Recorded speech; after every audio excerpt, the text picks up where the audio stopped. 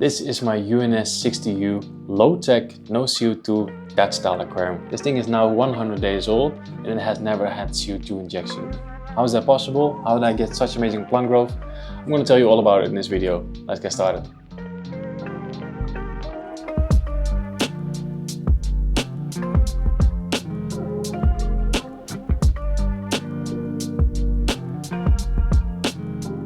So today's video is all about this product right here, Aquasoil No CO2. This company has been making some very bold claims and I'm a little bit skeptical.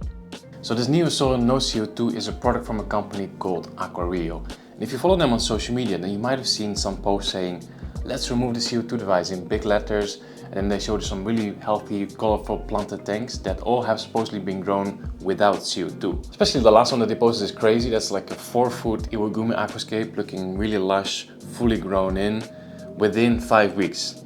First picture is 7th of July. Second picture is 16th of August. So yeah, that's roughly 5 weeks, right? So they're basically saying that they've developed, I think, 3 products, so the soil and then some fertilizer as well. And if you use these 3 products combined, you can grow most aquatic plants without CO2. Now here's where it becomes a little bit tricky, because in my opinion, it is totally possible to grow most aquatic plants without CO2. We don't need a special substrate for that. But the reason I do use CO2 in my tanks is simply because I want to get the best results possible. So I want really healthy plant growth, I want really fast plant growth, and I want to get the best colors as well. And in my opinion, that's only possible with the use of CO2. But then coming back to those social media posts from Aquario, the results that they're showing look like tanks that have been grown with CO2. So it looks like they're getting some really good and colorful plant growth without CO2. So that made me very curious. Also, you know, a lot of people in this hobby are afraid of using CO2. So if they can get better results without using CO2 by using a special substrate and some special fertilizers, then maybe that's a good thing. So all in all, this made me very curious and I just wanted to try it out. Now at the moment it is beginning of October 2024 and the stuff is not for sale anywhere just yet. But I know the guys from Aquario, we did some collaborations in the past as well. So I thought, let me just quickly send them a message, see if they want to send me some products. And they did, so they sent me 2 bags of the no CO2 soil. So we're gonna give it a try today. So yes, these products were sponsored, but of course, as always, I'm gonna give you my honest opinion about it. But also my opinion will not really matter because we're gonna put it to the test. We're gonna set up a heavily planted tank without CO2. So the results will determine how good this product actually is. There's no way to hide the results. I'm making this video now in the beginning of October and I'll show you everything from start to finish, and this video will probably be released December, January, I'm not really sure yet. So if the product is good, you guys will see it. If it's not good, you guys will see it as well. So either way, let's just get started. So let's quickly go over the setup for this experiment. The tank that I'm using is a UNS60U. So it's measuring 60 centimeters from left to right. I think it's 36 centimeters front to back, and I think it's 36 centimeters top to bottom as well. But I'll put the exact dimensions on the screen. Then for the light, I'm using a Twinstar 600S. This is quite a powerful light. I'll definitely be dimming it for the first few weeks. We'll just have to see how it goes. Let's have a look inside the cabinet as well. It's a bit of a mess, but don't pay attention to that. Filter, I'm using an Oase Biomaster 600. I do have an inline CO2 diffuser here, which is connected to the CO2 system. So I'll just right now make sure to switch it off. Okay, so CO2 is off. I'll also make sure to put a CO2 drop checker in the tank with the liquid, so you guys can see that there's definitely no CO2 in this tank, but we'll get to that later. So that's everything inside the cabinet. The filter is currently still up and running on the shallow tank next to it. So I'm going to be using a cycled canister filter, but yeah, I don't think that really matters for the results of this experiment. So let's just open one of these bags, see what it looks like.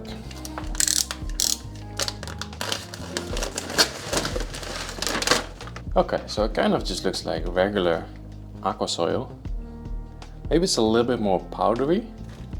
There's definitely a bit of a variety in the grain size. The grains are quite soft as well. I can easily pulverize them between my fingers. Let's just get the outer bag, let's get it in the tank. So we have 2 bags, each bag is 8 liters, so we have a total of 16 liters of Aquasoil. Should be more than enough for a 60 centimeter tank.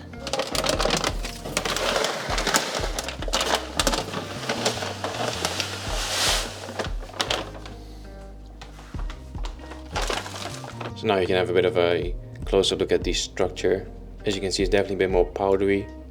Some people might not like that, but I think as long as you just fill it up slowly, don't remove any plants with the roots and everything, then the water should stay nice and clear.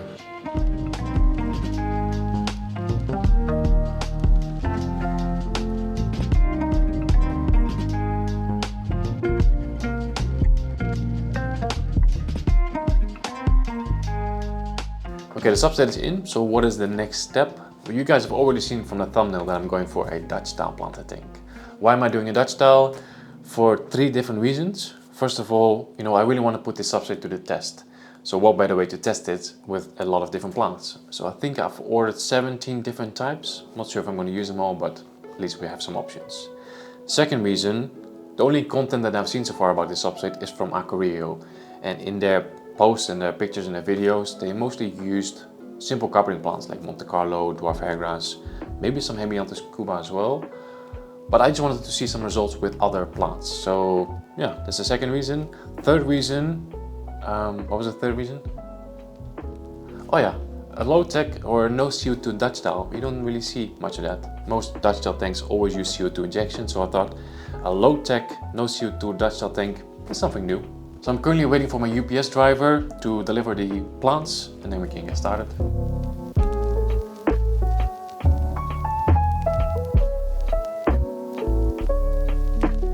Here we go, perfect timing as always.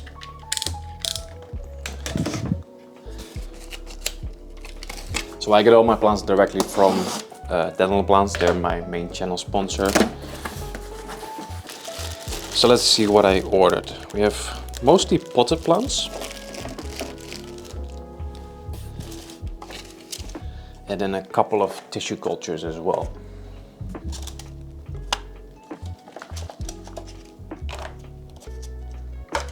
So I didn't want to go for very demanding plants, so I basically just selected plants from the easy and the medium category.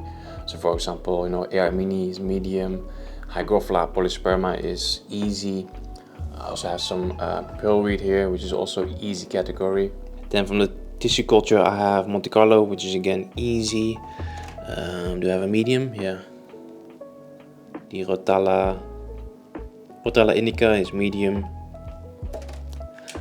I also ordered a pot of Crêpe Flamingo, which will definitely give some color. This one is easy category, but I don't know, there's a chance that it will melt in a new setup, so I'm just gonna give it a try. So what I'm gonna do now is I'm gonna prepare all these plants, you know, take them out of the pot, remove the label, remove the rock wool, split them up into portions. And then I'm also gonna save all the labels, and then I'll just make a quick planting map. So basically determine the best position for each plant. In a Dutch style tank, I just wanna make sure I have a lot of contrast. I don't wanna just randomly put plants anywhere. We want to put some thought into it, make sure we don't have too many green plants next to each other, too many red plants next to each other. So I'll quickly prepare them and then we can get started.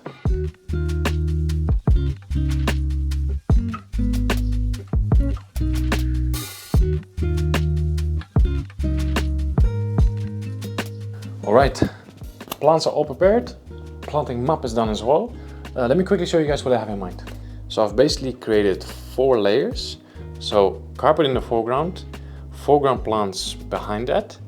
Then the third layer is going to be like lower growing stem plants. So for example, the Micranthemum umbrosum, Ludwigia super red, and I also have some AR mini on the side here. And then in the background, the 4th layer will be just taller stem plants. So except for the carpet, everything is going to be planted in small groups. Hopefully it's going to look good. I'm going to now spray everything and then we can start planting.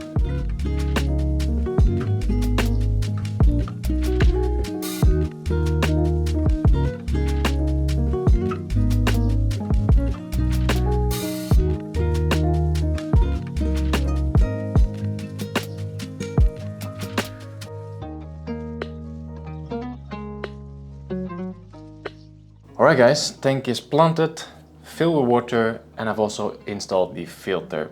Couple things that we have to do right now. First things first, we have to add minerals. So in all my tanks in the studio here, I'm using reverse osmosis water. If you don't know, reverse osmosis water is basically pure H2O. And for aquatic life, we still need to have some minerals. Where's my bottle? So over here in this bottle, I have some APT Sky, which is like a dry powder. I just mix it with some water so it's easier to dissolve into the water column. I'm just going to pour some of that in. Then in a few minutes I will measure with the TDS meter to see where I'm at in terms of the minerals. So basically RO water in combination with these minerals kind of create like the perfect conditions for plant growth. Second thing that we need to do is we need to add some floating plants. I always like to use floating plants in the new setup because they just help absorb some of those excess nutrients. and I think the Aquario soil has a lot of nutrients in it. So definitely going to use some floating plants. This is Phyllanthus fluitans, also known as redwood floaters. So I'm just going to open this up and add some of those. I don't want to add the liquid, so I'm just going to take them out and spread them on the water surface.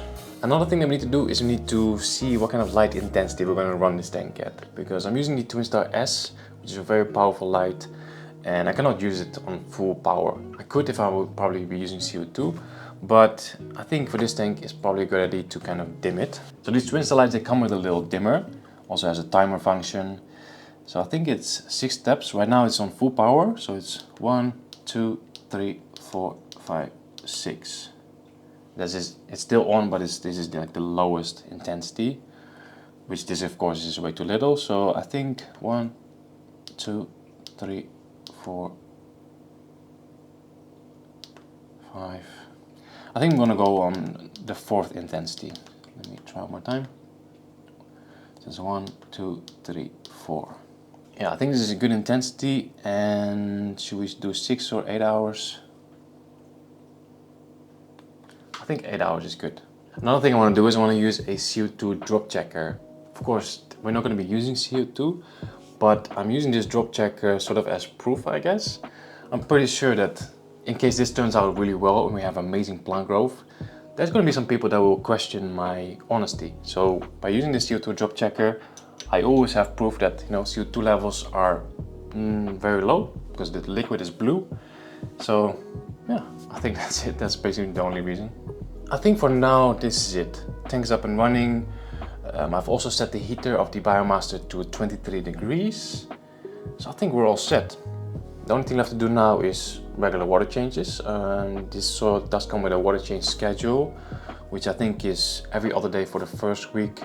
Something like that. I'll overlay the schedule on the screen right now. Yeah, the only thing left to do now is to wait and see how these plants are going to grow. I'm very excited, to be honest. I'm very curious to see what's going to happen.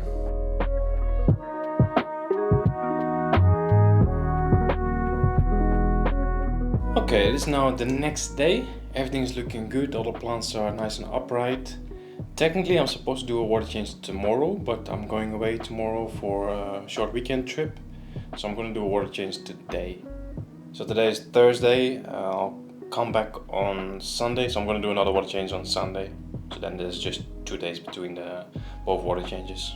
I'm also going to replace the hang-on drop checker for just a normal in-tank drop checker, you know, because you can't really see this one properly, and on camera it almost looks like it's green. So I'm just going to make sure we have a nice, clear, visible drop checker inside the tank.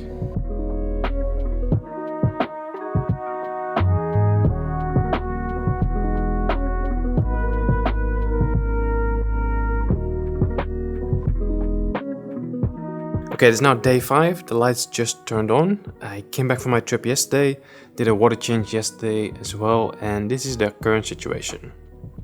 So if we look at the plants, of course, Limnophila sessiliflora, probably the fastest growing plant in here, so already quite a bit of new growth. Also new growth on the Ludwigia and the Rotali behind it. Yeah, basically all the plants have grown a little bit already, which is quite surprising, to be honest. 2 plants not doing so well. First up, the Rotala bonsai. We have a little bit of melt here, and we also have some melt on the S repens. So these 2 plants, not sure what's going to happen. We'll just have to wait and see. If they both melt completely, then I'll just replace them with something else. And there's something weird going on with the substrate. As you can see, there's almost like something that looks a little bit like mold. Not really sure what's happening there, but never seen anything like this before. Doesn't seem to affect the Monte Carlo, so that's good. So yeah, we'll just keep an eye on it. I'm surprised the Flamingo is still looking very good. I was kind of expecting this to be the first plant to show signs of melt, but so far it's looking good. So that is the current situation at day 5. Okay, it is now day 8. Overall things are going well, except for the Rotala bonsai. Basically just completely melting. So I'm going to do another water change and I'll siphon everything out. The S-Repen is also still not doing very good. It's not really getting worse, so maybe we'll see some new growth there.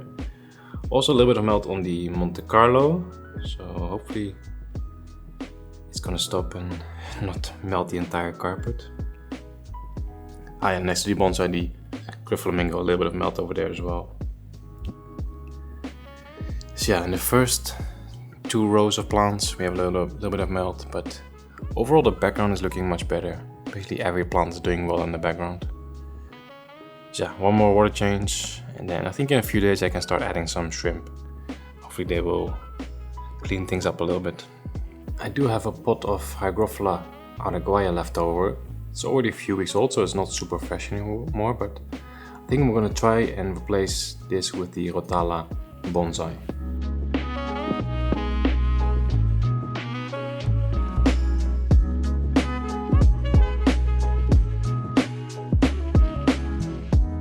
Okay, day 14. Today's an exciting one because we're going to add in the first inhabitant. I got 20 yellow Neocaridina shrimp. I don't want to put a mono shrimp in this tank because I'm afraid they're going to eat the Atalantera. So these will be the cleanup crew, and later on I'll probably add some photosynthesis, something like that. In terms of plant growth, not that many things have changed yet. I mean, things are growing. We still have some issues in the foreground. Background plants are doing really well. I think after I'm releasing the shrimp, I'm going to do a little bit of trimming on the Limnophila sessiliflora and on the Bacopa as well. And I'm also going to start removing some floating plants because we have quite a lot now.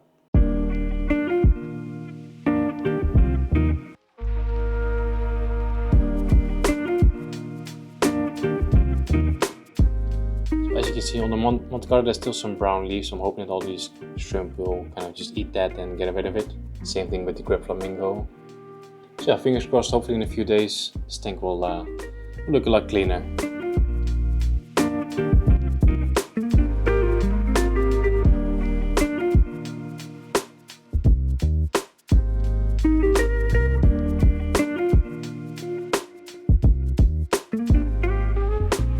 So 10 days after I added the shrimp, they had managed to clean the tank really well. And all the plants have stopped melting as well.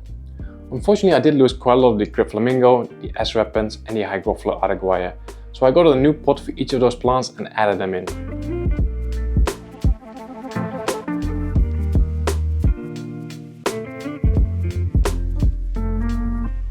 There was also a big gap between the Lobelia and the Grip Balancea, so I planted some Blixa japonica as well.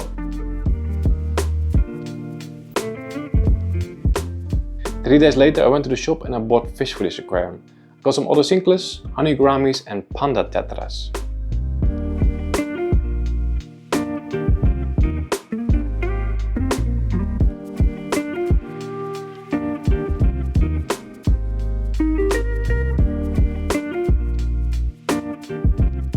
Here's how the tank was looking 4 days after adding in the fish. Things were really taking off now, and that was not really surprising because look at the color of the drop checker. I guess the combination of the substrate and the respiration of the fish managed to increase the CO2 levels quite significantly. Then a few days later again, on the 16th of November, I did the first proper trimming session. I had already trimmed the Bacopa and the Limnophila once before, but this time I basically trimmed all the stem plants.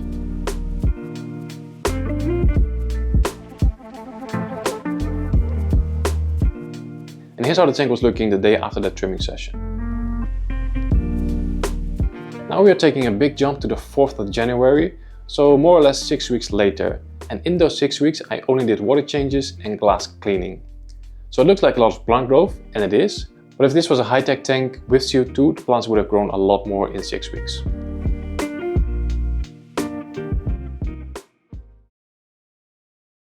Here we are guys, a fully grown in, no CO2 Dutch style aquascape.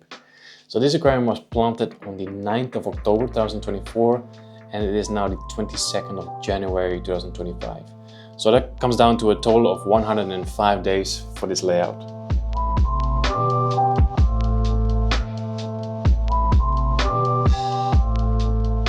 The only thing that hasn't really grown in is the Monte Carlo carpet, but that is actually my own fault. When I started this tank, I just used way too much substrate. I used both bags and I sloped the Aquasoil up quite high. So over time, you know, the Aquasoil keeps rolling forward and kind of covering the Monte Carlo a little bit, which of course then deprives it of light.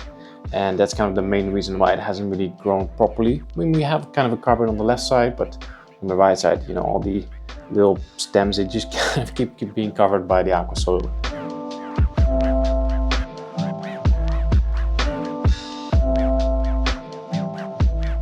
Now, another plant that hasn't done really well is the Alternatera red ruby in the back. You can still see a little bit of red between the Limnophila and the Rotala, but after the last trimming session it hasn't really grown anymore. So I guess that plant just needs a little bit more CO2 and more light.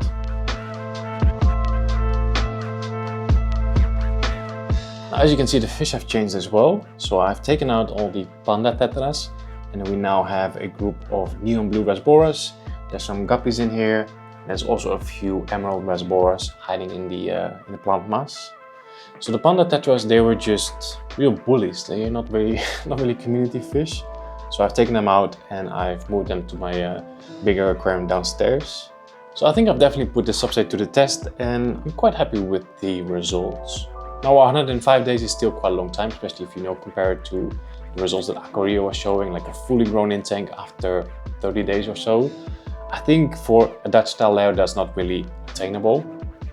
But then again, this aquarium was already looking quite good on the 16th of November, which was basically 5 weeks after planting. After that, it just had to get a little bit more density, you know. Now, one thing we haven't talked about yet is the liquid fertilizer. So this is Neo Fluid, which is the all-in-one fertilizer that is supposed to be used in combination with the no CO2 soil. And I only received this a few weeks ago. There was some issues with shipping or whatever. So I've since then started using it, and I think the results speak for themselves. So final verdict on this no CO2 soil from Aquario. I think it's a good product. I mean, it definitely grows plants very well. I don't think these results could have been achieved with any other Aquasoil, although I've never tested it before, so I can't say for sure. But yeah, I'm really impressed with the results. That said though, I don't think that this product is for me personally, because I have nothing against using CO2. I love using CO2 as well. And like, this stuff is really potent, so you really have to stick to the water change schedule. Otherwise you could run into some issues. And me personally, I'm away from home quite a lot. I travel quite a lot. So I sometimes miss doing water change. I don't always stick to the schedule, you know. So yeah, I don't think this is something that I would use again in the future, but I think there's definitely a market for it. Guys, let me know in the comments if you would consider using this stuff. I think that's the end of the video. Guys, thanks for watching. See you on the next one.